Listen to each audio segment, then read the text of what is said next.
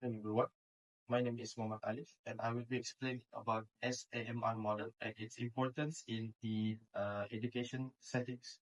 So, what is exactly SAMR model? So, SAMR model was created by Dr. George Ford, and is a framework for educators to implement technology in education and classroom settings. So, what exactly is SAMR?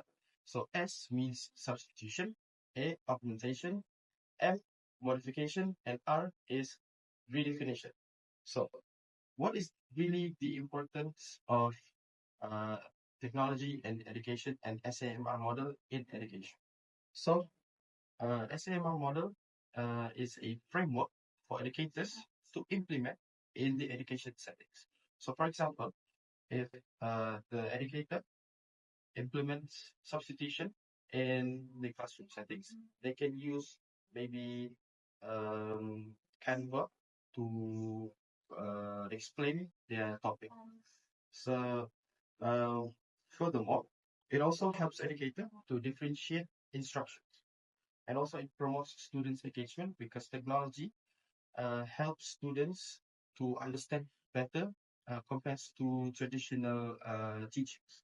And also, the importance of education is also it prepares students for the future because technology is evolving and students our age needs to be prepared in using technology for the future. Hello everyone, my name is Muhammad Irfan Faris. So I'm going to be explain to you all about what is substitution. Substitution is the first and the most basic level in SAMR. It refers to using technology as a direct replacement for traditional tools or methods. For example, as a teacher, we used to ask the students to write an essay in a paper, right? So, in a substitution method, we ask the student to write an essay using a computer. So, that is substitution. So, what is the pros and the limitations of substitution? The first one is familiarity.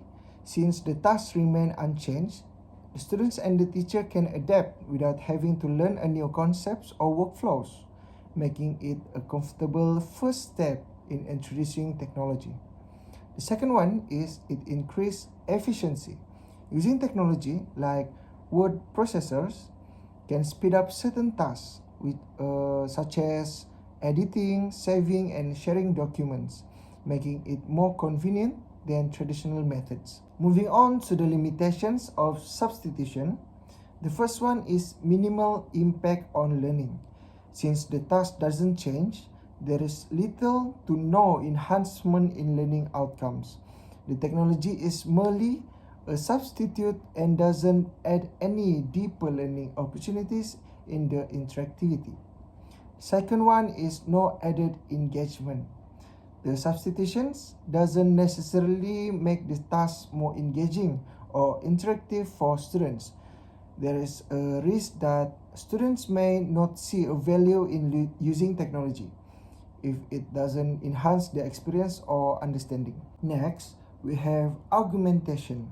Augmentation is the second level of the SAMR model, and in this stage, technology is used not just as a direct replacement for a traditional tool, but with some added benefit or improvement to enhance the task. For example, writing an essay on a computer and using spell check to make writing easier. So, how does the augmentation enhance learning? It enhances it by making tasks more efficient, accurate, and accessible, which allows students to focus more on higher level skills and critical thinking and creativity. Okay, so thank you, Irfan. So now let's talk about modification in the SAMR model. So at this stage, technology is used significantly to redesign tasks. For instance, instead of writing a traditional report in a paper, students can create multimedia presentation to express their ideas. They can use like videos, audio, graphic, and image to express and present their ideas. So with technology, students are not just passively consuming information. They are actively engaged, collaborating with peers, and also exploring creativity in ways that would not be possible in a simple paper-based report. And then one major advantage of modification is that it encourages creativity, collaboration, and deeper engagement. Students are working with new formats like videos, audios, and graphic. This helps them to think critically on how they need to present their ideas. However, it may require the students and also the teachers to develop new skills, and sometimes this learning curve might be a challenge, especially when the necessary tools are not available. Moving on from modification, let's dive into the final and the most transformative level in SAMR, which is redefinition.